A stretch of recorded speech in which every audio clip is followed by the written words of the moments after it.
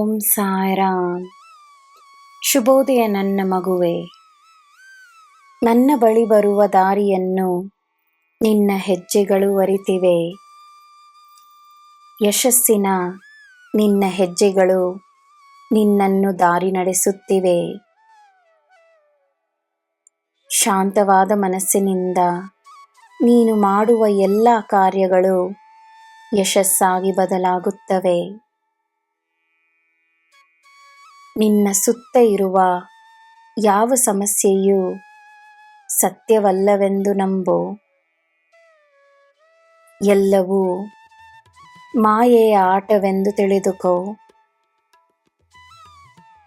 ಸಾಯಿ ನಾಮವನ್ನು ಹೇಳಿ ಶಾಂತವಾಗಿರು. ಸಮಸ್ಯೆಗಳು ಮಾಯವಾಗುತ್ತವೆ. ಧೈರ್ಯವಾಗಿರು. ನಿನಗೆ ನಾನಿದ್ದೇನೆ. ನಿನ್ನ ದಿನ ಶುಭವಾಗಿರಲಿ. ಸರ್ವಂ ಸಾಯಿಮಯಂ. ಜೈ ಸಾಯಿರಾಮ್.